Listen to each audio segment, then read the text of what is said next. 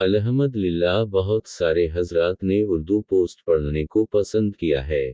بڑی خوشی ہوئی یہ دیکھ کر، کیونکہ اردو ہماری مادری زبان ہے، اس لیے ہمیں اردو پڑھنا آنا بھی چاہیے اور دلچسپی بھی ہونی چاہیے۔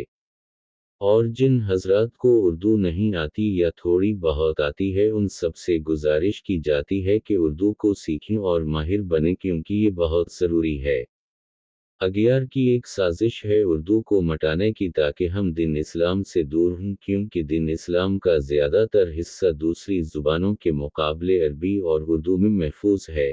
اگر اردو ختم ہو گئی تو دین اسلام سے دور کرنا آسان ہو جائے گا۔ اس لیے آپ سب سے گزارش ہے کہ اردو پڑھیں، سیکھیں اور سمجھیں، دوسری زبانیں بھی سیکھیں، اور اس نیت سے سیکھیں کہ بس اللہ راضی ہو اور دین اسلام کی خدمت کی خاطر سیکھیں۔ جزاکم اللہ خیرا و احسن الجزا فی الدارین، بارک اللہ فی عمرک و عملک و